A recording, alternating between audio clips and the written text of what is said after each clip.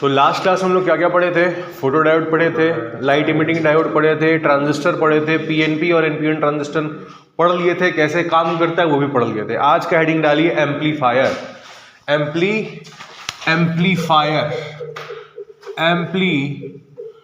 Amplifier heading डाल लीजिए। और एम्पलीफायर क्या होता है तो लिखिए कि amplifier it is an electronic device. It is an electronic device which is used to increase the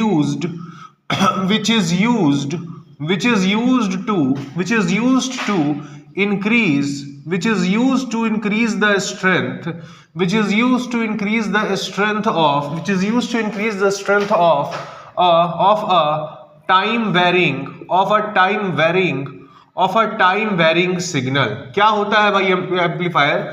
amplifier एक ऐसा इलेक्ट्रॉनिक डिवाइस है जिसके हेल्प से आप किसी टाइम वेरिंग सिग्नल का आप स्ट्रेंथ जो है आप उसका बढ़ा सकते हैं। अगर आप इनपुट वोल्टेज आपका VI है तो आउटपुट में आप क्या कर सकते हैं, उस इनपुट वोल्टेज को आप बढ़ा सकते हैं। कैसे बढ़ाएंगे अभी हम लोग सब कुछ सीखेंगे। तो एम्पलीफायर कैसा होता है भाई?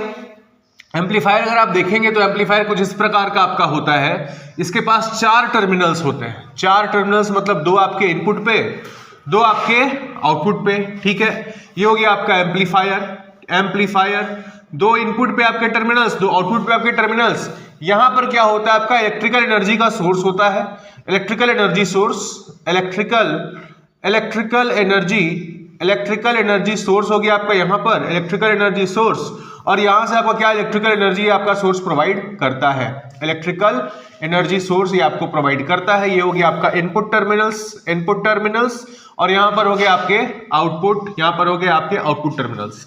काम क्या है एम्पलीफायर का कि सपोज करो कि आपका जो इनपुट वोल्टेज है, मान लो आपका VI इनपुट वोल्टेज है, ये टाइम के साथ सपोज करिए कुछ इस प्रकार से वेरी कर रहा है, या आपका इनपुट वोल्टेज कुछ इस प्रकार से समय के साथ वेरी कर रहा है। तो आउटपुट जो आपको मिलेगा एम्पलीफायर में डालने के बाद वो आपका कुछ इस प्रकार से मिलेगा कि आपका आउटपुट वोल्टेज जो आपका V आउट है वो टाइम के साथ इसका जो स्ट्रेंथ होगा वो आपका इनपुट की तुलना में बढ़ करके आएगा। एम्पलीफायर हम कहाँ यूज करते हैं?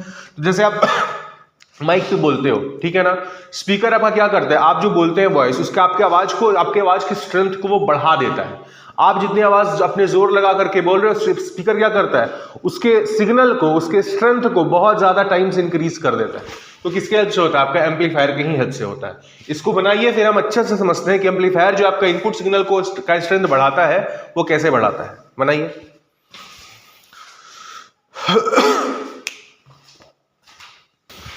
तो आपने बोला कि एम्पलीफायर क्या है? एम्पलीफायर एक ऐसा डिवाइस है जो आपके इनपुट सिग्नल के स्ट्रेंथ को बढ़ा करके पेश करता है। तो कैसे कर पाता है ये, अब हम समझते हैं। मान लीजिए आपके पास ऐसा एक सपोज करो आपके पास एक पीएनपी ट्रांजिस्टर, है। ये हो गया आपका P, ये हो गया आपका N और फिर से आपका P। इसको हम लोग क्या बोलते हैं? एमिटर, इसको बोलते हैं बेस और इसको बोलते हैं हम लोग कलेक्टर। हम लोगों ने पढ़ा था कि जब हम आपका जो एमिटर बेस जंक्शन है इसको हम क्या रखते हैं? फॉरवर्ड बायस पे रखते हैं। तो हम क्या कर दिए, इसका हमने फॉरवर्ड बायसिंग कर दिया, एमिटर बेस जंक्शन का हमने फॉरवर्ड बायसिंग कर दिया। और हमने ये भी पढ़ा था कि जो कलेक्टर बेस जंक्शन है इसको हम क्या करते हैं? रिवर्स बायस पे रखते हैं। तो हमने क्या किया कि इस कलेक्टर बेस जंक्शन को हमने रिवर्स बायसिंग कर दी, ठीक है भाई, रिवर्स बायसिंग हमने कर दी। अब एक बात बताओ, ये है आपका P, ये है आपका N, ये भी है आपका P, इधर हो गया आपका एमिटर, ये है आपका बेस और ये है आपका कलेक्टर, ठीक है। यहां से जो करंट फ्लो करेगा इसको हम बोलते हैं क्या? Emitter current. यहां से जो करंट फ्लो करेगा इसको हम बोलते हैं बेस करंट, और यहां से जो करंट फ्लो करेगा इसको हम क्या बोलते हैं? कलेक्टर करंट, ठीक। लास्ट क्लास में हमने देखा था कि जो आपका एमिटर करंट होता है ये होता है बेस करंट प्लस आपका कलेक्टर करंट। और क्योंकि आपका बेस करंट बहुत कम होता है इसलिए हमने यह भी देखा था कि ऑलमोस्ट जो आपका एमिटर करंट होता है वो कलेक्टर करंट के ऑलमोस्ट बराबर होता है। ये सारी बातें हमने लास्ट क्लासेस में देखी थी। आप बोल रहे हैं कि आपका जो एमिटर बेस जंक्शन है, ये क्या है? ये है आपका फॉरवर्ड बायस्ड। फॉरवर्ड बायस में आपको पता है कि जो आपका रेजिस्टेंस होता है वो आपका कम हो जाता है। क्यों? क्योंकि फॉरवर्ड बायस में डिप्लीशन रीजन का थिकनेस कम हो जाता है और थिकनेस कम होने के चलते फॉरवर्ड बायस में रेजिस्टेंस कम हो जाता है। तो यहां जो बेस एमिटर जंक्शन का रेजिस्टेंस है, जो आपका बेस एमिटर जंक्शन का रेजिस्टेंस है RBE, जो आपका बेस एमिटर जंक्शन का रेजिस्टेंस है फॉरवर्ड बायसिंग की वजह से जो आपका RBE होगा ये क्या होगा? कम होगा। और आपने ये पढ़ा है कि अभी आपने बोला कि हमने क्या किया है, बेस कलेक्टर जंक्शन को हमने क्या किया है, रिवर्स बायस पे रखा है। आपको ये भी पता है कि रिवर्स बायस में आपका डिप्लीशन रीजन का थिकनेस बढ़ जाता है और थिकनेस बढ़ने के चलते इसका जो रेजिस्टेंस होगा, जो बेस कलेक्टर का रेजिस्टेंस होगा, बेस कलेक्टर का रेजिस्टेंस RBC, जो आपका RBC होगा, resistance of base collector junction, ये क्या होगा? ये आपका हाई होगा। यहां तक कोई दिक्कत नहीं होनी चाहिए। अब देखो, आपको अगर लिखना है V इनपुट वोल्टेज, आपको फॉर्मूला पता है, V होता है क्या? V equal to I into R। तो अगर आप V इनपुट लिखेंगे तो ये क्या हो जाएगा? I input into R input. ठीक, I इनपुट है क्या? आपका एमिटर करंट। तो I इनपुट की जगह हमने लिख दिया IE और R इनपुट की जगह क्या? आपका resistance of base emitter junction, तो हमने इसको लिख दिया RBE। तो आपका V इनपुट कितना हो गया? V इनपुट आपका हो गया IE into R of BE। कोई दिक्कत यहां तक नहीं होनी चाहिए। इसको बोल दो आपका इक्वेशन 1। अगर आपको आउटपुट वोल्टेज लिखना है, V आउट आप क्या लिखेंगे? आप लिखेंगे current of the output current into resistance of output लिखेंगे। अब आपका आउटपुट करंट है क्या? कलेक्टर करंट के बराबर। ठीक, तो आप I आउटपुट की जगह आप लिखेंगे IC और R आउटपुट की जगह आप क्या लिखेंगे? Resistance of base collector junction. R output की जगह तो आपने इसको लिख दिया resistance of base collector junction. तो ये हो गया आपका आउटपुट वोल्टेज। इसको आप बोल दो इक्वेशन 2। ये है आपका इक्वेशन 1, ये है आपका इक्वेशन 2। अब आप बोल रहे हैं कि जो आपका एमिटर करंट है वो ऑलमोस्ट इक्वल होता है कलेक्टर करंट के। Emitter current is almost equal to collector current. और आप ये बोल रहे हैं कि जो आपका बेस कलेक्टर का रेजिस्टेंस है, आप दोनों इक्वेशन को एक साथ लिखो। ये आपका V आउटपुट है, यहां हम लिख देते हैं V इनपुट, ये क्या है आपका IE into R of BE। ठीक, अब दोनों का तुलना करो। ये हो गया आपका इक्वेशन 1, ये आपका इक्वेशन 2। ये जो है आपका RHS में ये ऑलमोस्ट इक्वल है और आपका RBC जो बेस कलेक्टर का रेजिस्टेंस है वो RBE से ज्यादा है।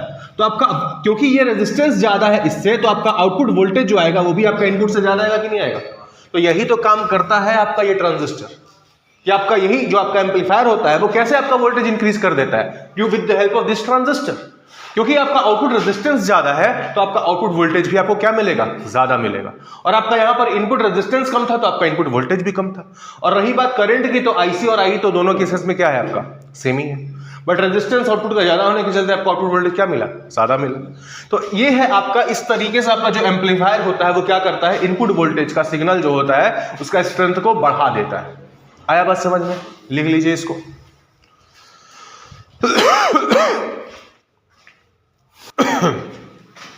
तो आपने देखा कि आपका एम्पलीफायर काम कैसे करता है, समझ में आया? अब एम्पलीफायर आपको 3 टाइप्स के आपको पढ़ने हैं। क्या क्या? पहला जो होता है आपका टाइप्स ऑफ एम्पलीफायर लिखिए।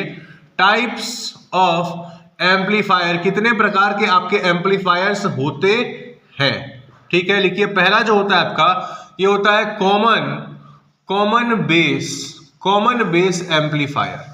कॉमन बेस एम्पलीफायर पहला होता है। दूसरा होता है कॉमन एमिटर एम्पलीफायर। और जो तीसरा होता है ये होता है आपका कॉमन कलेक्टर एम्पलीफायर। ठीक है, इसमें से जो ये दोनों हैं, कॉमन बेस और कॉमन एमिटर, ये आपको सिलेबस में पढ़ने हैं, ये आपके सिलेबस में है। बट ये जो आपका कॉमन कलेक्टर है ये आपका आउट ऑफ, ये आपके सिलेबस में नहीं है। ठीक है भैया। और इन दोनों में भी, कॉमन बेस और कॉमन एमिटर एम्पलीफायर में भी जो ज्यादा जिससे सवाल आते हैं, जेईई मेंस तक में जिससे ज्यादा सवाल आते हैं वो है आपका कॉमन एमिटर एम्पलीफायर। इसका इस लिस्ट को बना लीजिए, फिर हम लोग स्टार्ट करते हैं कॉमन बेस एम्पलीफायर से। चलिए हेडिंग डालिए, common base transistor. Common base transistor, पहले हम कॉमन बेस ट्रांजिस्टर समझ लेंगे, उसके बाद ट्रांजिस्टर पर ही बेस्ड होगा आपका कॉमन बेस एम्पलीफायर। ठीक है, तो पहले हम समझेंगे कॉमन बेस ट्रांजिस्टर क्या है भाई। कॉमन बेस ट्रांजिस्टर में, तो कॉमन बेस ट्रांजिस्टर आप अगर इसका सर्किट डायग्राम बनाएंगे तो आप इसको कैसे दिखाएंगे? कॉमन बेस ट्रांजिस्टर अगर आपको दिखाना हो, आपको हमने बताया कि ये जो आपका हॉरिजॉन्टल लाइन होता है ये बेस को दिखाता है, ठीक। उसके बाद इधर जो आपका ये वाला लाइन होता है ये आपका एमिटर को डिनोट करता है और ये वाला जो लाइन है आपका कलेक्टर को डिनोट करता है। एमिटर और कलेक्टर में क्या डिफरेंस होता है कि आपका जो एरो होता है वो एमिटर के साइड होता है और इस एरो का मतलब है कि आपका ये हो गया P, ये हो गया आपका N और ये भी हो गया आपका P। इधर है आपका एमिटर, ये है आपका बेस और ये है आपका कलेक्टर, ठीक है। आपको पता है कि जो आप एमिटर बेस जंक्शन को रखते हैं वो कैसा रखते हैं, फॉरवर्ड बायस पे रखते हैं। तो आपने क्या किया, आपने इस एमिटर बेस जंक्शन को यहां पर फॉरवर्ड बायसिंग इसकी आपने कर दी आपने इसका फॉरवर्ड बायसिंग, ठीक है भाई, कोई दिक्कत यहां तक नहीं होनी चाहिए। फिर आपका जो बेस कलेक्टर जंक्शन है इसको आप क्या करेंगे, रिवर्स बायस पे रखेंगे। तो रिवर्स बायस पे रखने के लिए आप क्या करेंगे, रिवर्स बायस पे रखने के लिए जो P है इसको आप क्या कर देंगे, बैटरी के नेगेटिव टर्मिनल से कनेक्ट करेंगे और आपका जो बेस है इसको आप क्या कर देंगे, बैटरी के पॉजिटिव टर्मिनल से आप कनेक्ट कर देंगे, ठीक। तो ये हो गया आपका। अच्छा, यहां पर ये जो वोल्टेज आपको मिलेगा, यहां पर अगर आप एक वोल्टमीटर लगा देंगे तो वोल्टमीटर लगाने के बाद यहां जो आपको वोल्टेज मिलेगा वो कौन सा वोल्टेज मिलेगा, VBE। VBE मतलब बेस एमिटर के क्रॉस आपको वोल्टेज मिल जाएगा। ये क्या है आपका, battery on the emitter side, ठीक है। उसी तरह से यहां अगर आप एक वोल्टमीटर लगा देंगे तो आपको यहां पर कौन सा वोल्टेज मिल जाएगा, यहां आपको मिल जाएगा VBC, बेस कलेक्टर के क्रॉस आपको वोल्टेज मिल जाएगा। यहां पर आपको कौन सा, यहां पर आपका कौन सा बैटरी, यहां पर आपका CC मतलब कलेक्टर के क्रॉस आपने बैटरी लगा के रखा हुआ है, ठीक है।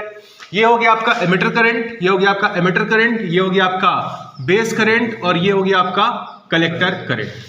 अब इसमें पढ़ना क्या है, कॉमन बेस ट्रांजिस्टर तो अभी हमने आप थोड़ी देर पहले आपको हमने वर्किंग उसका दिखाया, इधर आपका वोल्टेज कम होगा और इधर जब आएंगे तो आपका वोल्टेज ज्यादा हो जाएगा। बट कॉमन बेस ट्रांजिस्टर में आपको पढ़ना यह है कि आपका दो चीजें आपको पूछी जाती है। पहला होता है आपका इनपुट कैरेक्टरिस्टिक, दूसरा होता है आपका आउटपुट कैरेक्टरिस्टिक। इनपुट कैरेक्टरिस्टिक मतलब क्या कि अगर आप इनपुट वोल्टेज को बढ़ाएंगे, इनपुट वोल्टेज कौन सा आपका VBE, voltage across the base emitter junction. तो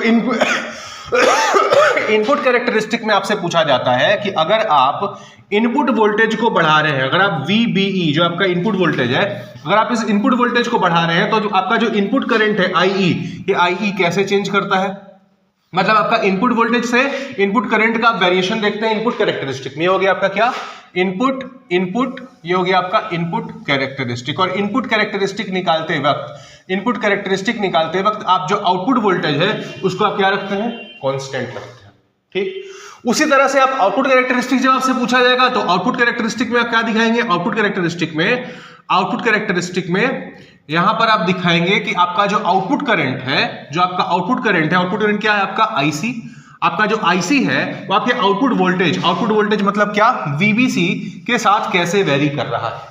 ये दो चीजें आपसे पूछी जाती हैं। कॉमन बेस ट्रांजिस्टर में भी हमको ये पढ़ना है और कॉमन एमिटर ट्रांजिस्टर में भी हमको ये पढ़ना है कि आपका इनपुट करंट इनपुट वोल्टेज के साथ कैसे वेरी करता है, आपका आउटपुट करंट आउटपुट वोल्टेज के साथ कैसे वेरी करता है, ठीक।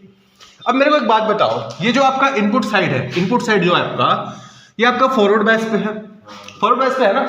अगर आपका simple PN junction forward bias पे होता है तो उसका ग्राफ कैसा होता है, अगर simple PN junction forward bias पे होता है तो उसका ग्राफ कुछ इस प्रकार से होता है, कुछ इस प्रकार से आपका ग्राफ होता है। यहां पर आपका वोल्टेज बढ़ाने तक, यहां तक आपका कोई करंट क्यों नहीं आता है, क्योंकि आपका एक पोटेंशियल बैरियर होता है और जैसे ही आप पोटेंशियल बैरियर को ओवरकम करते हैं वोल्टेज बढ़ाने के साथ आपका करंट क्या हो जाता है, बढ़ने लगता है, ठीक। तो ये आपका सिंपल फॉरवर्ड बायस में है तो इसका भी जो ग्राफ बनेगा वो कैसा बनेगा, फॉरवर्ड बायस वाला ग्राफ बनेगा।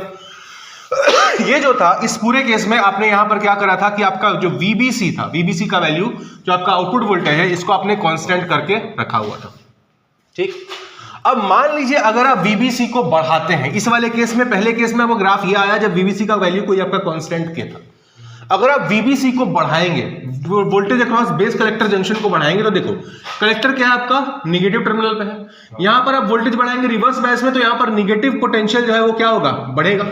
और अगर यहां पर नेगेटिव पोटेंशियल बढ़ेगा तो जो आपका P साइड, जो आपका एमिटर है, एमिटर में क्या आपके होल्स है, एमिटर में आपके होल्स है, ये क्या करेगा, होल्स जो होंगे आपके नेगेटिव साइड में अट्रैक्ट होंगे मतलब क्या, जो आपका एमिटर करंट होगा वो आपका बढ़ेगा। मतलब पहले की तुलना में आपका जो एमिटर करंट आएगा वो अब बढ़ करके आएगा। कब, जब आपने वोल्टेज अक्रॉस BC को आपने क्या किया, अगर आपने बढ़ा करके 2K कर दिया, आया समझ में? आपने वोल्टेज अक्रॉस बीसी को बढ़ाया, मतलब क्या, रिवर्स बायस में इस वोल्टेज को आप बढ़ाया, यहां पर कलेक्टर के अक्रॉस नेगेटिव आपका जो पोटेंशियल था वो बढ़ गया, और जैसे ही यहां पर नेगेटिव पोटेंशियल बढ़ा, जो आपका यहां पर पी साइड था, पी साइड में होल्स आपके ज्यादा थे, एमिटर में आपका पी साइड था, यहां पर आपके होल्स ज्यादा थे, ये सारे होल्स क्या होंगे, इससे आपका नेगेटिव टर्मिनल की तरफ आपके अट्रैक्ट होंगे, तो आपका जो एमिटर करंट होगा वो क्या आएगा, बढ़कर के आएगा। अगर आप इस VBC को घटाएंगे, अगर मान लीजिए आप इस VBC को घटाने लगे, तो यहाँ पर नेगेटिव पोटेंशियल कम होगा, नेगेटिव पोटेंशियल कम होगा तो आपके होल्स होंगे वो आपके कम आएंगे, तो आपका जो एमिटर करंट होगा वो भी क्या आएगा, आपका कम आएगा। तो आपका VBC मान लीजिए आपने घटा करके K/2 कर दिया, तो आपका जो करंट है वो भी आएगा, क्या आएगा, पहले की तुलना में कम आएगा। तो ये था आपका input characteristic of common base transistor, समझ में आया। अब बात करते हैं आउटपुट कैरेक्टरिस्टिक। कभी मेरे को एक बात बताओ, मान लेते हैं कि शुरुआत में, अब इन आउटपुट कैरेक्टरिस्टिक में हमको इसको देखना है, VBC को देखना है और आपका IC को देखना है, ये आपका जो IC है वो VBC के साथ कैसे वेरी कर रहा है। मान लीजिए कि शुरुआत में आपने क्या करके रखा है कि इसको जीरो करके रखा है, यहां पर आपने कोई पोटेंशियल डिफरेंस अप्लाई नहीं किया है, मतलब यहां का भी वोल्टेज आपका जीरो और यहां का भी वोल्टेज आपका क्या, जीरो, दोनों के क्रॉस कोई पोटेंशियल डिफरेंस है ही नहीं, हम इसको जीरो मान लेंगे तो यहां पर भी आपका जीरो होगा। ठीक, ये जो था आपका फॉरवर्ड बायस पे था, ठीक है, यहां पर है आपका पी साइड फॉरवर्ड बायस पे, मतलब ये पॉजिटिव टर्मिनल से कनेक्टेड है, और अगर ये जीरो है इसका मतलब यहां का जो वैल्यू होगा आपका पोटेंशियल का वो क्या होगा, प्लस में होगा, इससे तो ज्यादा ही होगा। अगर यहां पर ज्यादा है और यहां पर जीरो है, तो एक बात बताइए, इधर आपके होल्स की संख्या ज्यादा थी, होल्स की संख्या ज्यादा थी, तो वो होल्स क्या होंगे, यहां से रिपेल होंगे, पॉजिटिव टर्मिनल से रिपेल होंगे और बेस की तरफ आगे बढ़ेंगे, बेस की तरफ आगे बढ़ेंगे, बेस का थिकनेस बहुत कम होता है, ठीक है, तो कुछ जो होल्स होंगे आपके बेस की तरफ आएंगे, बट बाकी जो होल्स होंगे क्या चले जाएंगे, कलेक्टर की तरफ चले जाएंगे। तो अगर आपने जीरो पोटेंशियल पर भी इसको रखा होगा तो यहां पर कुछ ना कुछ तो करंट आपको मिलेगा, है कि नहीं। अगर VBC आप जीरो भी रखेंगे तो भी यहां से कुछ होल्स होंगे, वो क्या करेंगे, जंप करके आपको कलेक्टर में आ जाएंगे, तो यहां पर जीरो VBC पे भी आपको कुछ करंट का वैल्यू तो आपको मिलेगा, करंट जो होगा आपका जीरो नहीं होगा। अब मान लीजिए कि आप VBC को बढ़ा रहे हैं, रिवर्स बायस आपका क्या कर रहे हैं, आप VBC जो आपका रिवर्स बायस में है इसको आप बढ़ा रहे हैं, मतलब यहां पर आप निगेटिव पोटेंशियल को बढ़ा रहे हैं। जब यहां निगेटिव पोटेंशियल को आप बढ़ाएंगे तो आपके जो होल्स होंगे यहां से वो क्या होंगे, अट्रैक्ट होंगे, मतलब क्या, आपका कलेक्टर करंट जो कलेक्टर की तरफ है आपका ज्यादा होल्स आएंगे, और कलेक्टर की तरफ आपका ज्यादा होल्स आएंगे तो कलेक्टर करंट जो होगा वो क्या होगा, बढ़ेगा, और बढ़ करके आपका एक सैचुरेशन वैल्यू पे आएगा। कब तक बढ़ेगा, जब तक ये एमिटर के अक्रॉस आपका IC जो होगा आपका IE के बराबर नहीं हो जाएगा। आए समझ में? ये कब होगा, जब आप जीरो से बढ़ाएंगे। अब मान लीजिए कि आप जीरो से घटाने लगे, अगर आप जीरो से घटाने लग जाएंगे तो एक ऐसा भी समय आएगा जब आपका ये क्या होगा, पॉजिटिव बन जाएगा, घटाते घटाते पॉजिटिव बन जाएगा। अगर ये पॉजिटिव बन जाएगा तो ये होल्स जो आ रहे थे कलेक्टर की तरफ उसको ये रिपेल करने लगेगा, मतलब कलेक्टर करंट जो होगा क्या होगा, आपका घटना चालू कर देगा। अगर आप इसको रिवर्स डायरेक्शन में बढ़ाएंगे तो आपका क्या होगा कि एक सर्टेन VBC पर आपका जो सारा का सारा कलेक्टर करंट है वो आपका जीरो हो जाएगा। तो इस रीजन को हम बोलते हैं, इस वाले रीजन को हम बोलते हैं सैचुरेशन रीजन। इस रीजन को हम क्या बोलते हैं, सैचुरेशन रीजन। और इस वाले रीजन को हम क्या बोलते हैं, एक्टिव। इसको हम बोलते हैं एक्टिव रीजन। आया समझ में? ये जो आपने ग्राफ बनाया है, ये आपका, इस ग्राफ के लिए आपका जो एमिटर करंट था वो आपका कांस्टेंट था। ये आपका एमिटर करंट जो था ये आपका कांस्टेंट था। जब हमने इनपुट कैरेक्टरिस्टिक बनाया था तो आउटपुट को कांस्टेंट रखा था। जब हम आउटपुट कैरेक्टरिस्टिक बना रहे हैं तो आपका इनपुट को कांस्टेंट रखे हुए, ठीक है। अब मान लीजिए कि आपने पहले आपका IE जो था आपका किसी K के बराबर था, अगर आपने एमिटर करंट बढ़ा दिया, अगर आपका एमिटर करंट ही बढ़ गया तो ऑब्वियस सी बात है आपका बेस करंट भी बढ़ेगा, कलेक्टर करंट भी बढ़ेगा। तो कलेक्टर करंट जो पहले आया था तो आपका क्या आएगा, एमिटर करंट बढ़ाने पे पिछली की तुलना में आपका ज्यादा आएगा, अगर आप एमिटर करंट बढ़ा देंगे तो। अगर आप और एमिटर करंट बढ़ाएंगे आपका और भी कलेक्टर करंट क्या आएगा, ज्यादा आएगा कि नहीं आएगा। तो ये हो गया आपका output characteristic of common base transistor. कहीं डाउट है तो पूछिए, और नहीं है तो बना लीजिए।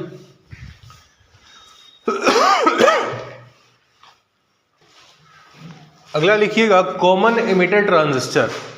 अगला है आपका कॉमन एमिटर ट्रांजिस्टर। कैसे बनाएंगे कॉमन एमिटर ट्रांजिस्टर?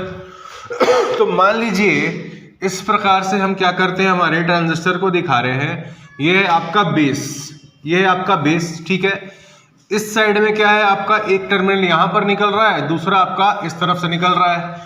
ये है आपका ये है, सपोज कर लो आपका एमिटर साइड, ये हो गया आपका एमिटर, ये हो गया आपका बेस, ये हो गया आपका बेस, और ये है आपका कलेक्टर। ठीक है भाई, इसको हम क्या करते हैं, इसको हम एनपीएन बना लेते हैं, इसको हम क्या करते हैं, एनपीएन बना लेते हैं। ठीक है भाई, ये हो गया आपका एनपीएन, पी टू एन, तो मतलब ये हो गया आपका एन साइड, ये हो गया आपका पी, और ये हो गया आपका एन साइड। ठीक है, इसको हमने बना दिया, पी टाइप डोपिंग यहां कर दी, इधर एन टाइप, इधर भी आपका एन टाइप। ठीक है, आपको पता है कि जो आपका एमिटर बेस जंक्शन आप रखते हैं वो क्या करते हैं, फॉरवर्ड बायस में रखते हैं, और ये आपका पी, तो आप क्या करेंगे, इसको कनेक्ट कर देंगे बैटरी के, इसको कनेक्ट कर देंगे आप किससे, बैटरी के पॉजिटिव टर्मिनल से, और इसको आप एमिटर कर देंगे किससे, बैटरी के नेगेटिव टर्मिनल से, हो गया आपका फॉरवर्ड बायसिंग। ठीक है, दूसरा आपने पढ़ा था कि जो आप कलेक्टर बेस जंक्शन रखते हैं, ये आप क्या रखते हैं, ये आप रखते हैं रिवर्स बायस्ड। या आपका एन और एन को आपका रिवर्स बायसिंग करनी है, तो आप क्या कर देंगे, इसको बैटरी के पॉजिटिव टर्मिनल से कनेक्ट कर देंगे, और दूसरे वाले साइड को आप क्या कर देंगे, बैटरी के नेगेटिव टर्मिनल से आप कनेक्ट कर देंगे, हो गया आपका रिवर्स बायसिंग। ठीक है, अब मेरे को एक बात बताओ, ये आपका बैटरी अक्रॉस द बेस। ठीक है, और ये वोल्टेज आपका दिखाएगा, कौन सा वोल्टेज दिखाएगा, यहां पर जो आपका वोल्टेज दिखाएगा, ये आपका दिखाएगा वी बी ई, आपका V voltage across the base emitter junction. ठीक, यहाँ जो आपका वोल्टेज दिखाएगा, अगर आपको यहाँ का वोल्टेज जानना है तो यहाँ पे वोल्ट मीटर लगा देंगे, आपको किस क्रॉस वोल्टेज दिखाएगा, आपको वोल्टेज दिखाएगा voltage across collector and emitter, ये हो गया आपका वी सी ई। ठीक है, ये है आपका एन पी और एन। ठीक है, अब देखो, ये है आपका, यहां पर आपके जो करंट होंगे, ये आपका होगा आई ई। ठीक है, इधर से जाएगा आपका आई बी।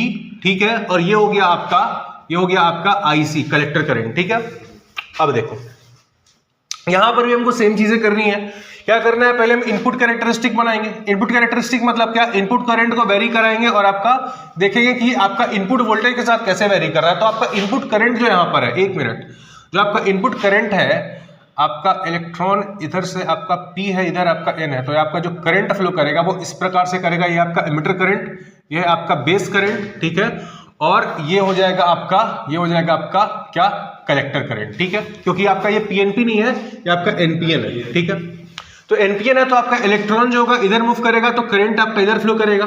सिमिलरली आपका यहां पर भी करंट का डायरेक्शन ये होगा, और यहां पर भी करंट का डायरेक्शन जो होगा आपका इस प्रकार से होगा। अब आपको करना क्या है कि आपको इनपुट करंट का वेरिएशन देखना है इनपुट वोल्टेज के साथ। तो आपका इनपुट करंट क्या है, यहाँ पर बेस करंट, यहाँ पर आपका इनपुट करंट कौन सा है, बेस करंट, और आपका इनपुट वोल्टेज है आपका VBE, ये आपका VBE।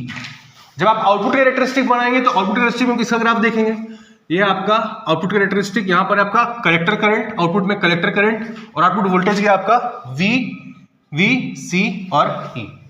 ठीक, अब देखिए ये है आपका forward biasing. Forward biasing graph आपको पता है कैसा होता है, फॉरवर्ड बायसिंग ग्राफ आपको इस प्रकार से आपको देखने को मिलता है। ठीक है, तो यहां पर भी आपका फॉरवर्ड बायसिंग सेम ग्राफ बनेगा। ये किसके लिए बना, ये आपका यहां पर VCE जो है वो आपका एक कांस्टेंट वैल्यू K के लिए मिला। ठीक, अब मेरे को एक बात बताओ, अगर आपने यहां पर VCE का वोल्टेज को बढ़ाया, अगर आपने VCE का वोल्टेज को बढ़ाया, मतलब आप यहां पर क्या करोगे, पॉजिटिव टर्मिनल को कलेक्टर के क्रॉस आप पॉजिटिव टर्मिनल को बढ़ाओगे, तो आपका एमिटर से जो आपका इलेक्ट्रॉन्स है वो इलेक्ट्रॉन्स क्या होंगे, इसकी तरफ ज्यादा अट्रैक्ट होंगे। तो बेस की तरफ जाने की बजाय जो आपके इलेक्ट्रॉन्स होंगे वो कहां पहुंचेंगे, कलेक्टर की तरफ पहुंचेंगे। तो आपका कलेक्टर करंट बढ़ा और आपका जो बेस करंट हो गया वो कम हो गया। आपका जब यहां पर रिवर्स बायसिंग होगा, यहां पर आपका क्या है, कलेक्टर है, कलेक्टर पॉजिटिव टर्मिनल से कनेक्टेड है, तो आप रिवर्स बायसिंग बढ़ाएं, मतलब क्या, आप यहां पर पॉजिटिव टर्मिनल को बढ़ाएं। ठीक है, तो अगर यहां पर पॉजिटिव टर्मिनल बचा तो बढ़ा, तो आपका जो एमिटर में जो आपका नंबर ऑफ इलेक्ट्रॉन ज्यादा है, ये इलेक्ट्रॉन्स बेस की तरफ जाने के बजाय किधर जाएंगे, कलेक्टर की तरफ जाएंगे, तो आपका बेस करंट क्या हो जाएगा, कम हो जाएगा। तो आपने क्या किया, VCE को जब आप बढ़ाए, VCE को जब आपने बढ़ाया तो आपका क्या हो गया, कलेक्टर करंट जो होगा वो आपका कम हो गया। ये हो गया आपका VCE बराबर 2K। आपका पिछले केस में क्या था, जब आप VCE को बढ़ाए थे तो आपका जो क्या था, एमिटर करंट बढ़ा था, बट यहां पर आप VCE को बढ़ाए तो आपका क्या, बेस करंट आपका वो घट गया है।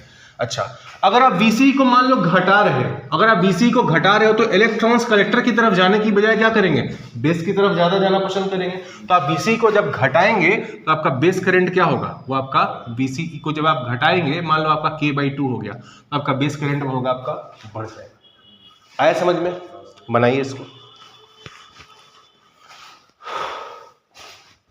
हो गया। इनपुट कैरेक्टरिस्टिक समझ में आया आपको। अब बात करते हैं आउटपुट कैरेक्टरिस्टिक। तो आउटपुट में हम क्या करेंगे, सबसे पहले जैसे पिछले केस में क्या किए थे हम लोग, क्या करेंगे, मान लेते हैं कि यहाँ पर हमने कोई पोटेंशियल डिफरेंस अप्लाई ही नहीं किया। आपका जो कलेक्टर एमिटर जंक्शन है यहाँ पर हमने कोई पोटेंशियल डिफरेंस अप्लाई नहीं किया। तो अगर आप कोई पोटेंशियल डिफरेंस अप्लाई नहीं करेंगे तो ये हो गया आपका जीरो, यहाँ भी हो गया आपका जीरो, ठीक। अब ये क्या है, ये है आपका फॉरवर्ड बायसिंग। ये फॉरवर्ड बायसिंग है, यहां पर जीरो है आपका, ये इन साइड है और ये आपका पी साइड है। तो यहां पी साइड कनेक्टेड है पॉजिटिव टर्मिनल से और ये फॉरवर्ड बायस्ड है, मतलब यहां का जो पोटेंशियल होगा, यहां का जो पोटेंशियल होगा वो पॉजिटिव में कुछ होगा, जीरो से तो ज्यादा ही होगा, ठीक। अब ये आपका जीरो, ये पॉजिटिव, ये भी जीरो, तो इसका ये भी इसकी तुलना में क्या होगा, ये जो आपका बेस कलेक्टर जंक्शन है ये भी आपका हो गया फॉरवर्ड बायस, क्योंकि यहां पर पॉजिटिव पी से कनेक्टेड है पॉजिटिव, और ये आपका एन जो है इससे कम निगेटिव कनेक्टेड, निगेटिव नहीं मतलब क्या, इसकी तुलना में कम है यहाँ का पोटेंशियल डिफरेंस, तो ये भी क्या हो गया आपका फॉरवर्ड बायसिंग। समझ में आ रहा है, क्योंकि यहाँ का जीरो था, ये फॉरवर्ड बायसिंग था, तो पी जो था इसकी तुलना में पॉजिटिव में था, तो यहाँ का हो गया पॉजिटिव, और ये भी आपका, क्योंकि यहाँ पर कोई पोटेंशियल डिफरेंस ही नहीं है, तो यहाँ जीरो तो यहाँ जीरो, तो ये आपका जीरो और इसके तुलना में ये पॉजिटिव, तो ये भी हो गया आपका फॉरवर्ड बायसिंग, ठीक है। अब मेरे को एक बात बताओ, ये जो आपका ट्रांजिस्टर में जो आप हेवी डोपिंग करते हैं वो कहाँ करते हैं, एमिटर में। जो आपका बेस और कलेक्टर होता है वहां पे तो लाइट डोपिंग होता है, तो भले यहां पर फॉरवर्ड बायसिंग हो गया, बट क्योंकि वहां पर करंट कैरियर से ही कम है, लाइट डोपिंग है, तो वहां करंट क्या आएगा, जब आप VCE को जीरो रखेंगे तो करंट भी क्या आएगा आपका जीरो आएगा, क्योंकि फॉरवर्ड बायसिंग और फॉरवर्ड बायसिंग वहां पे लाइट डोपिंग है, तो करंट अगर होगा भी तो बहुत कम होगा। तो आपका VCE जीरो, तो ऑलमोस्ट आपका जो कलेक्टर करंट है, कलेक्टर करंट वो भी क्या हो जाएगा, ऑलमोस्ट जीरो हो जाएगा। अब उसके बाद अगर आप यहां पर रिवर्स बायसिंग करते हैं, मान लीजिए आप VCE में रिवर्स बायसिंग कर रहे हो, तो रिवर्स बायसिंग का ग्राफ कैसा बनता है, रिवर्स बायसिंग का ग्राफ कुछ इस प्रकार से बनता है, हम लोगों ने पढ़ा था। फॉरवर्ड बायसिंग ग्राफ इस प्रकार से, रिवर्स बायसिंग ग्राफ उसके अपोजिट डायरेक्शन थर्ड क्वाड्रेंट में आता था, तो ये आपका रिवर्स बायसिंग हो गया, ठीक है। ये किसके लिए आएगा, ये तब आएगा जब आपका बेस करंट है, आपका बेस करंट का वैल्यू मान लो कोई कांस्टेंट है। जैसे आप इनपुट कैरेक्टरिस्टिक बनाने के लिए आउटपुट वोल्टेज को आप कांस्टेंट रखते थे, वैसे ही आउटपुट कैरेक्टरिस्टिक बनाने के लिए आप इनपुट वोल्टेज बेस करंट को आप क्या रखे थे, कांस्टेंट रखे थे।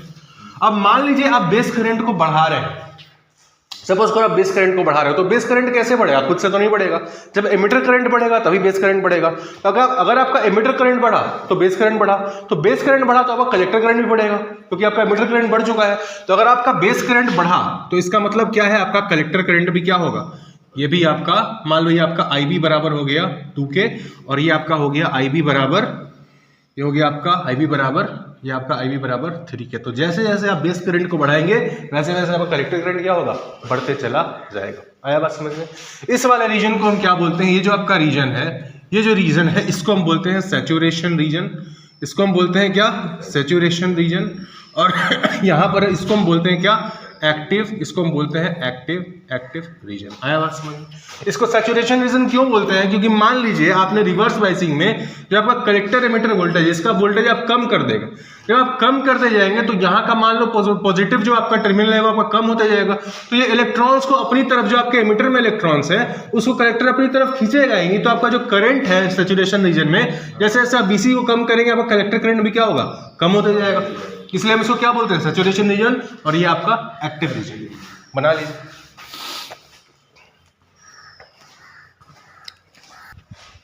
अब आ जाइए common base amplifier. Common base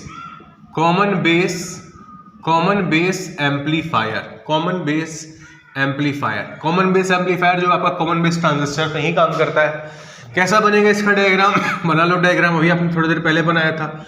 ये हो गया आपका बेस, इधर हो गया आपका क्या, एक आपका टर्मिनल यहाँ से, एक आपका टर्मिनल यहाँ से। ये हो गया आपका एमिटर, आपने कौन सा लिया है, मान लेते हैं आपने PNP लिया है, ठीक है। तो ये हो गया आपका एमिटर, ये हो गया आपका कलेक्टर, यह आपका बेस, ठीक है।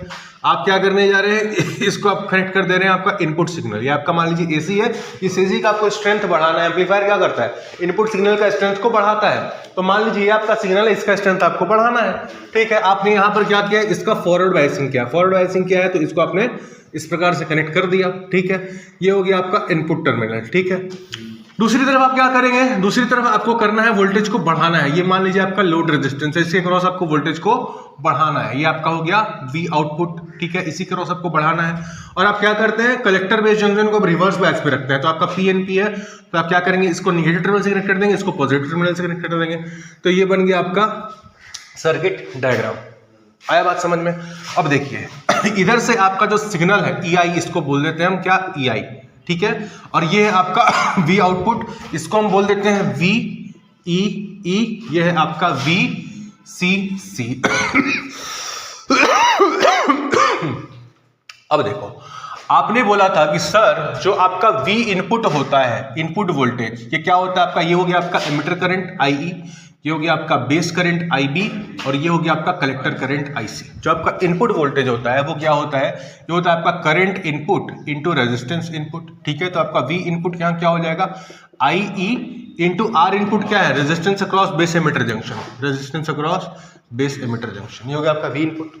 अगर आपको V आउटपुट लिखना है, V आउटपुट आप क्या लिखेंगे, या आप लिखेंगे I output into resistance across output.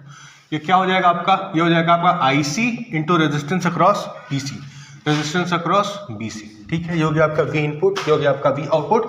आपने पढ़ा था कि क्योंकि आपका IE और IC बराबर होता है ऑलमोस्ट, और RBC जो होता है वो आपका RB से ज्यादा होता है, तो आपको आउटपुट वोल्टेज क्या होता है, बढ़ करके मिलता है। अब इसमें 3 टर्मिनोलॉजीज हैं जो आपसे पूछी जाती हैं अक्सर। पहला क्या होता है आपका, पहला होता है आपका करंट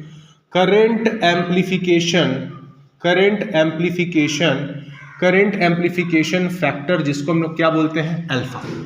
ये अल्फा क्या होता है, अल्फा होता है, ये होता है आपका DIC अपॉन DIE। DIC मतलब क्या, change in output current, change in output current मतलब change in DIC divided by change in input current मतलब क्या, DIE। इसको हम लोग बोलते हैं आपका अल्फा। आया समझ में?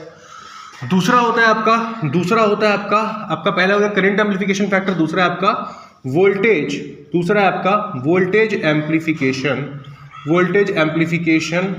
एम्प्लीफिकेशन फैक्टर, जिसको हम लोग दिखाते हैं AV से। किससे दिखाते हैं, AV से। AV क्या होता है, ये होता है आपका change in output voltage divided by change in input voltage. और चेंज इन आउटपुट वोल्टेज को क्या लिख सकते हैं, V होता है आपका I इंटू R। तो आप इसको लिख सकते हैं क्या, DIC into R output. R output क्या है आपका, रेजिस्टेंस अक्रॉस आपका लोड, ये आपका load resistance RL divided by DV इन को क्या लिख सकते हैं, DIE into R input. R input मतलब क्या, RB, ये हो गया आपका RBE, लिख सकते हैं आप इसको। तो आपका AV हो गया, आपका हो गया DIC upon DIE into RL by RB, और DIC अपॉन DIE को आप क्या अल्फा लिख सकते हो। तो आपका ये AV क्या हो गया, alpha into RL upon RBE, ये हो गया आपका AV का वैल्यू, मतलब वोल्टेज एम्प्लीफिकेशन फैक्टर। और तीसरा जो आपको इसमें पढ़ना है वो है आपका पावर एम्प्लीफिकेशन फैक्टर। आया बात समझ में? ये क्या होता है, ये आपका, इसको हम लोग दिखाते हैं AP से, और AP क्या होता है, change in output power divided by change in input power. और पावर आपको क्या पावर होता है, V इंटू I। तो आप इसको लिख सकते हैं D of V output into D of IC divided by D of V input into D of IE। Change in output voltage into change in output current divide by change in input voltage into change in input current, ठीक है। अब देखो ये जो आपका DV out, इसको हम लोग क्या करते हैं, इसको अलग अलग लिखते हैं इसको। तो ये हो गया आपका DV output divided by DV input एक तरफ इंटू DIC अपॉन DIE। ये जो DIC अपॉन DIE है ये क्या है आपका अल्फा, तो इसको हम रिप्लेस कर सकते हैं आपका अल्फा से, ठीक। और ये जो DV output by DV input है ये क्या है, ये आपका AV है, AV equal to DV output by DV input. तो AV का वैल्यू क्या आया था, alpha into RL by RBE। तो इसके बदले, इस पूरे के बदले हम AV को लिख सकते हैं क्या, तो इसको हम रिप्लेस करने जा रहे हैं आपका AV से, और AV का वैल्यू आया था alpha into RL by RBE। तो इसको हम अगर इसको हम लिख देंगे आपका alpha into RL by RBE, और इसको हम लिख देंगे क्या आपका इंटू अल्फा। तो यहां से आपका AP का वैल्यू आ गया alpha square into RL by RBE। आया समझ में, लिख लीजिए। चलिए आज का लास्ट टॉपिक लिखिए, कॉमन एमिटर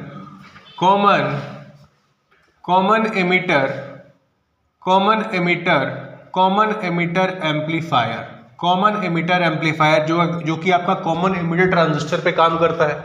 कैसा होगा इसका सर्किट डायग्राम, अभी आपने थोड़ी देर पहले भी देखा था कि हम पहले सबसे पहले क्या करेंगे, आपका एक कॉमन एमिटर ट्रांजिस्टर को हम लोग पहले ड्रॉ करेंगे। ठीक है, ये हो गया आपका ड्राइंग। इधर से आपका मान लीजिए आपका NPN आपने लिया है NP और N, तो ये होगा आपका एरो, ये बता रहा है आपका ये एमिटर वाला जंक्शन है, एमिटर वाला टर्मिनल है। ठीक है, ये हो गया आपका एमिटर, ये हो गया आपका बेस और ये हो गया आपका कलेक्टर। आपको पता है बेस एमिटर जंक्शन को हम क्या रखते हैं, फॉरवर्ड वाइज पे रखते हैं। फॉरवर्ड वाइज मतलब क्या, इसको हम कनेक्ट कर देंगे किसके, ये मान लीजिए आपका इनपुट सिग्नल है, इसको आपको क्या करना है, एम्पलीफाई करना है। ठीक है, तो आप बेस को क्या कर देंगे, कनेक्ट कर देंगे बैटरी के पॉजिटिव टर्मिनल से, और ये हो गया आपका निगेटिव टर्मिनल से आपका कनेक्टेड हो गया, ये हो गया आपका फॉरवर्ड वाइजिंग। ठीक है, इधर आपको क्या करना है, यहां पर मान लीजिए आपको आपका लोड रेजिस्टेंस आपको लगा है जिसके क्रॉस आपको आउटपुट लेना है। ठीक है, ये हो गया आपका V आउटपुट। ठीक है, इसको क्या करना है, रिवर्स वाइसिंग करना है, तो N वाले को कनेक्ट कर देंगे बैटरी के पॉजिटिव टर्मिनल से और दूसरा वाला टर्मिनल आपका यहां से कनेक्ट हो जाएगा।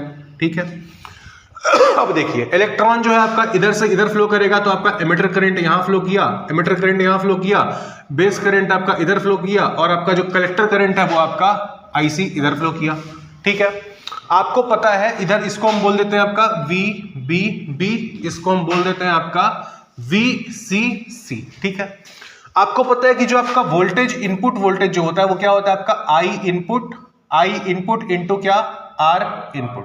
तो वोल्टेज इनपुट यहाँ पे क्या, I इनपुट क्या आपका बेस करंट, ये हो गया आपका IB, और R इनपुट क्या है, resistance across base emitter junction, ये RB resistance across base emitter junction. ठीक है भैया, आपका V आउटपुट क्या होगा, V आउटपुट जो होगा आपका ये होगा आपका I output into resistance output.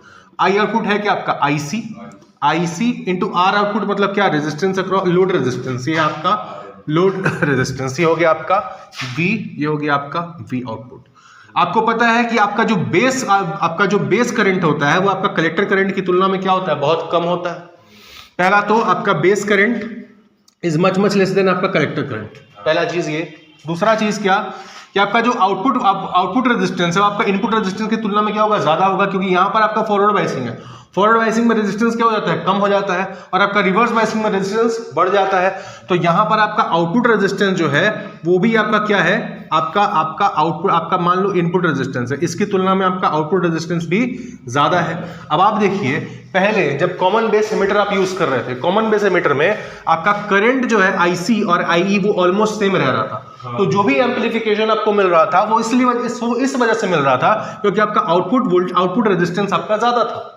Output resistance यहां भी ज्यादा है, बट आउटपुट रेजिस्टेंस के ज्यादा होने के साथ साथ जो आपका आउटपुट करंट है IC वो भी आपका ज्यादा हो गया। तो यहां पर कॉमन एमिटर ट्रांजिस्टर में, कॉमन एमिटर एम्पलीफायर में एम्पलीफिकेशन कॉमन बेस की तुलना में क्या होगा, ज्यादा होगा, क्योंकि यहां एम्पलीफिकेशन रेजिस्टेंस के ज्यादा होने की वजह से भी हो रहा है और करंट के ज्यादा होने की वजह से भी हो रहा है। यही रीजन है कि हम कॉमन एमिटर एम्पलीफायर को कॉमन बेस एम्पलीफायर की तुलना में ज्यादा यूज करते हैं। आया समझ में, क्योंकि यहां एम्पलीफिकेशन रेजिस्टेंस भी करा रहा है और आपका करंट भी करा रहा है। आई बात समझ में। अब आ जाते हैं आपके फिर से वही तीन चीजें जो आपको पढ़ना है। पहला क्या, करंट एम्पलीफिकेशन फैक्टर। तो यहां पर किसका एम्पलीफिकेशन हो रहा है, बेस का एम्पलीफिकेशन हो रहा है, बेस करंट का। तो करंट एम्पलीफिकेशन फैक्टर को हम दिखाते हैं आपका बीटा से। बीटा क्या होगा, बीटा होगा आपका चेंज इन आउटपुट करंट मतलब DIC divided by change in input current मतलब क्या आपका DIB। ये हो गया आपका बीटा। दूसरा क्या है आपका वोल्टेज एम्पलीफिकेशन फैक्टर जिसको हम लोग AB से डिनोट करते हैं।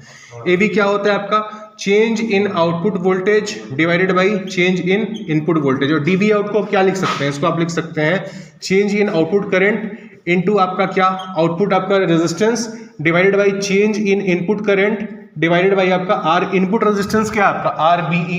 तो इसको हम लिख देते हैं RBE।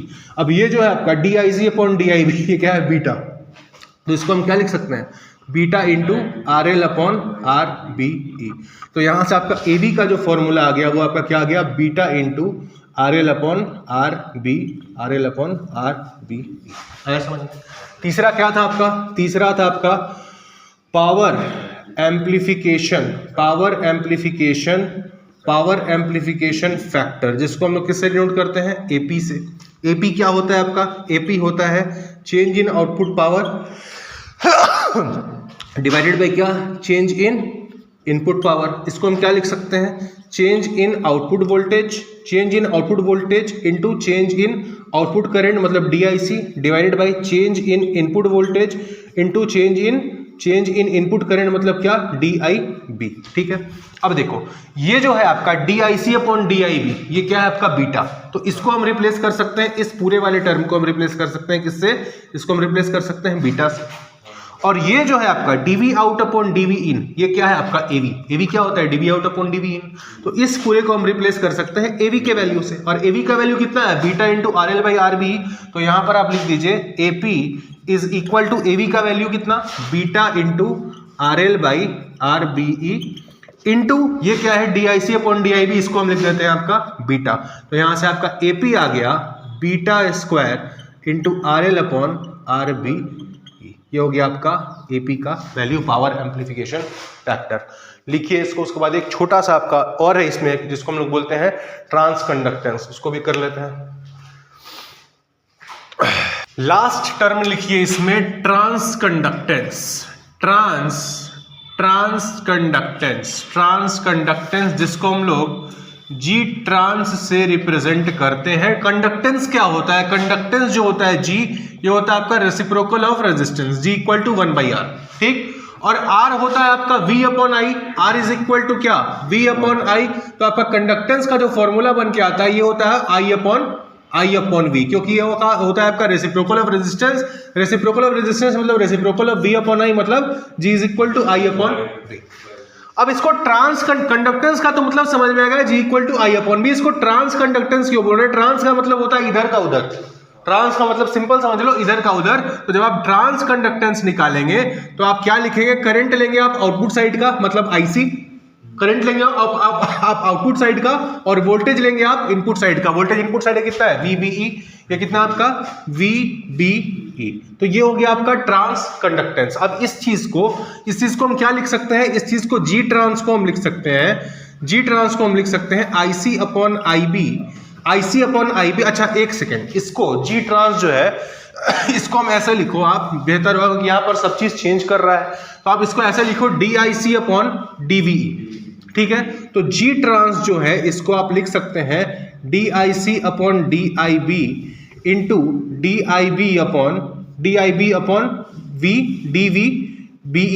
क्यों हमने ऐसा लिखा, क्योंकि ये जो है आपका IB और IB आपका कैंसिल आउट हो जाएगा, तो इस चीज को हम लिख सकते हैं ऐसे, ठीक है। अब देखो ये जो है आपका DIC अपॉन DIB, ये क्या है, IC अपॉन IB आपका बीटा है, तो इसको हम रिप्लेस कर सकते हैं किससे, इसको हमने रिप्लेस कर दिया बीटा से, और ये जो है ये क्या है, देखो इनपुट का वोल्टेज और ये आपका इनपुट का करंट, ये क्या है आपका इनपुट करंट, और ये है आपका इनपुट, ये आपका इनपुट वोल्टेज, ये आपका V इनपुट है, ठीक है।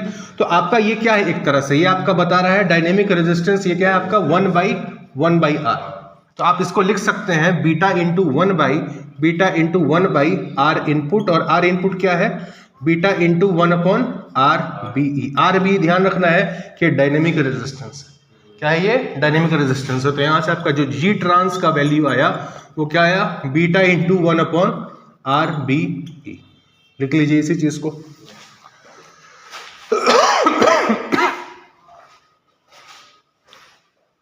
हो गया, तो आज आपने क्या क्या पढ़ा, सबसे पहले आज हमने पढ़ा एम्पलीफायर क्या होता है, फिर हमने पढ़ा एम्पलीफायर काम कैसे करता है, फिर हमने टाइप्स ऑफ एम्पलीफायर पढ़ने के लिए कॉमन बेस ट्रांजिस्टर देखा, फिर कॉमन बेस ट्रांजिस्टर का हमने इनपुट कैरेक्टरिस्टिक्स देखा, आउटपुट कैरेक्टरिस्टिक्स देखा, फिर हमने कॉमन एमिटर ट्रांजिस्टर के लिए इनपुट कैरेक्टरिस्टिक्स देखा, आउटपुट कैरेक्टरिस्टिक्स देखा, फिर हमने कॉमन बेस एम्पलीफायर पढ़ा जिसमें हमने current amplification factor, voltage amplification factor और पावर एम्पलीफिकेशन फैक्टर निकाला, फिर हमने कॉमन एमिटर एम्पलीफायर देखा जिसमें भी हमने कॉमन आपका current amplification factor, voltage amplification factor, power amplification factor और ट्रांस कंडक्टेंस हमने निकाला। अब कल हम क्या करेंगे, मोस्ट प्रोबेबली कल आपका सेमीकंडक्टर का हो सकता है लास्ट क्लास हो, और अगर कल नहीं तो परसों तक हमको उम्मीद है कि आपका सेमीकंडक्टर जो आपका खत्म हो जाएगा। अभी तक कोई डाउट, तो हम लोग कल मिलते हैं फिर नेक्स्ट क्लास में।